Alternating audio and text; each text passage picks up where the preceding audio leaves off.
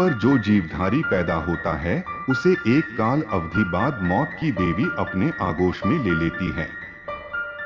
मरते सब हैं, लेकिन मरना कोई नहीं चाहता, ये अटल सत्य है। मौत के आगोश से बचने के लिए लोग कई प्रकार के उपाय टोने टोटके करते हैं। मंदिर, मस्जिद, गुरुद्वारों में सलामती की दुआएं मांगते हैं, छलकपट से बेहिसाब दौलत एकत्र करते हैं। इस कहानी का नायक मौत से बचने के लिए भागता है। मुझे अच्छी प्रकार याद है। वह मार्च महीने की एक सामान्य मौसम की रात थी, अर्थात न तो अधिक सर्दी थी। यहां दिन, महीने, मौसम कोई और शक्ति तय करती है। मैं चीजों में से गुजरता जरूर हूं, कुछ कर भी रहा होता हूं। ऐसा आभास होता है कि हर स्थिति मेरे नियंत्रण में है, मगर वास्तव में ऐसा होता नहीं है। मेरा आनंद, खौफ, उत्तेजना, रोना, हंसना सब होता है, मगर मेरे सामने बनने वाले दृश्य मेरे नियंत्रण से बाहर होते हैं। मैं करना कुछ चाहता हूं, पर हो कुछ और जाता है। मैं बचना चाहता हूं, पर बच नहीं सकता।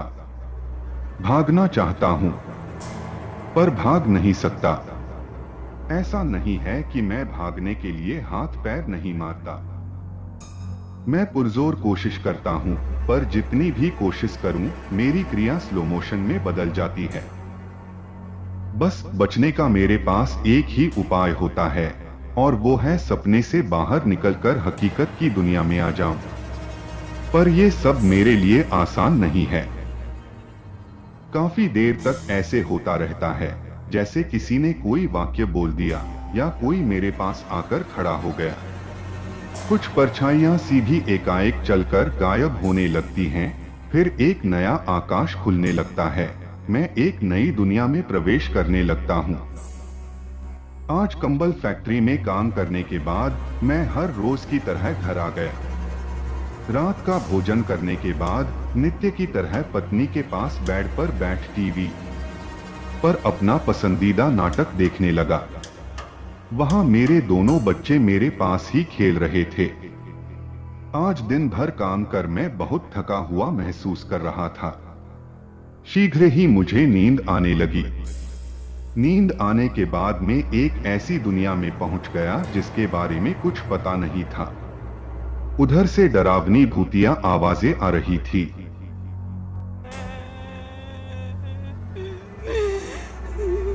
पेड़ों की एक बहुत लंबी श्रृंखला है जो शिखर तक दिखाई दे रही है। मैं धीरे धीरे चलता हुआ उसकी तरफ बढ़ने लगा। वह एक बहुत ऊंचा काला सा पहाड़ है जिस पर स्याह काली रात में बड़े बड़े पेड़ों के झुरमुट चमक रहे हैं। पश्चिम में सूरज अभी छिपा नहीं है। वो पहाड़ की चोटी के ठीक पीछे है। मेरी तरफ अंधकार है, मगर पहाड़ के पीछे से रोशनी के फव्वारे से फूट रहे हैं।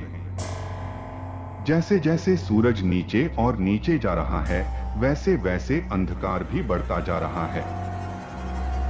अब यहाँ निशाचरों की पदचाप शुरू हो गई थी।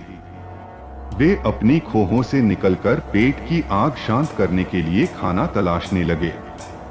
मैंने इस प्रकार का काला पहाड़ पहली बार देखा था। मैं उसकी तलहटी में खड़ा होकर अभी उसके बारे में कुछ सोच ही रहा था कि मुझे अपने पीछे घोड़े के टापों की आवाज सुनाई दी। घोड़े वाला बिल्कुल मेरे पास आ चुका था। मैंने उसे ध्यान से देखा। वह लगभग 80 साल का लंबा मरियल सा बूढ़ा था। सफेद लंबी दाढ़ी, कमर थोड़ी झुकी हुई। उसने मेरे पिताजी की तरह सर पर पगड़ी बांधी हुई थी। वह मेरे पास आ घोड़े से उतरते ही मुझसे बोला, रुक क्यों गया? जा ऊपर चला जा, तेरी मंजिल वहीं है। आप कौन हैं? मैं तो बस यहाँ वैसे ही खड़ा हूँ। पहाड़ के ऊपर जाने थोड़े ही आया हूँ। मैं उससे प्रश्न पूछते हुए बोला, हाँ, आजकल के तेरे जैसे बच्चों को बात करने की तमीज ही नहीं है। मैं तेरे बाप के बाप का बाप हूं, समझा कुछ? अपने बुजुर्गों की तुझे पहचान नहीं है। होगी भी कैसे, उस समय तो तुम यहाँ थे ही नहीं। वह बुजुर्ग कुछ रूखे शब्दों के साथ मुझसे बोला, अच्छा तो तुम मेरे दादाजी हो। झाड़-झंखार पेड़ पौधों के अलावा इस उबड़-खाबड़ बदरंग से काले पहाड़ के ऊपर ऐसा क्या है जो मुझे पसंद आएगा, मैंने उससे पूछा। मुझे वह बुजुर्ग बहुत ही रहस्यमयी सा प्रतीत हो रहा था। उसकी परछाई कभी दाएं घूम जाती थी, कभी बाएं, जबकि वह बिल्कुल स्थिर था। तुम इस चक्कर में मत पड़ो और कान लगाकर ध्यान से मेरी बात सुनो। ऊपर काले पहाड़ की चोटी पर मौत के देवता का मंदिर है। आज अमावस की काली रात है। मंदिर में आज रात ठीक 12 बजे मौत के देवता की पूजा करोगे तो तुम्हारे जन्म जन्मांतर के पाप धुल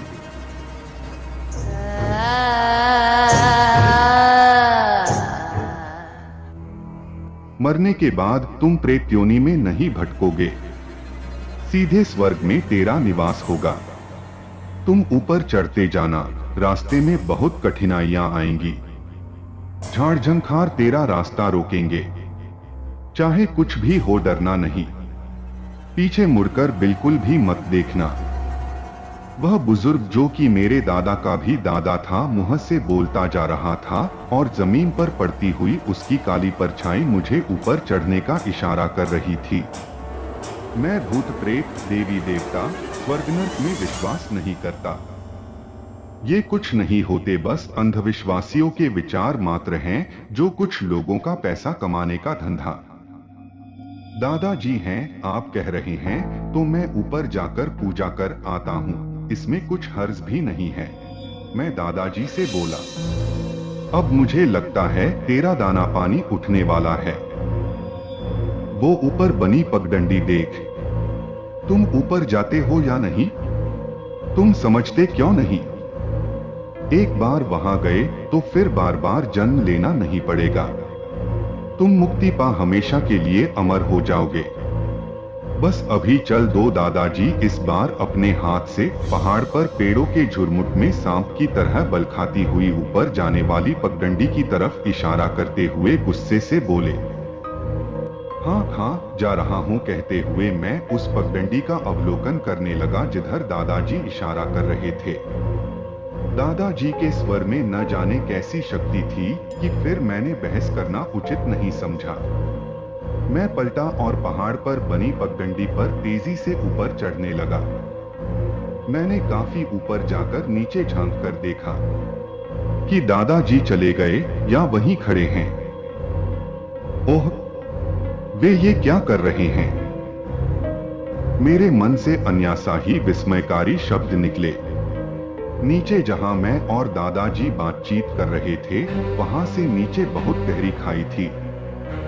दादाजी घोड़े पर नहीं थे, बल्कि अपने हाथों पैरों से सरकते हुए नीचे उतर रहे थे, ऐसे जैसे कोई छिपकली टहनी पर रेंगती हुई चलती है। उसके साथ ही उसकी परछाई भी नीचे उतर रही थी।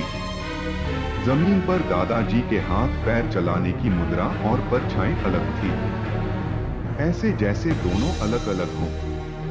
घोड़ा भी ऐसे ही अपनी टांगे पत्थरों पर रगड़ते हुए नीचे जा रहा था। हैरानी ये थी कि उस घोड़े की परछाई मुझे कहीं दिखाई नहीं दे रही थी। फिर मैंने अपने सिर को हल्का सा झटका दिया और दोबारा ऊपर चढ़ने लगा।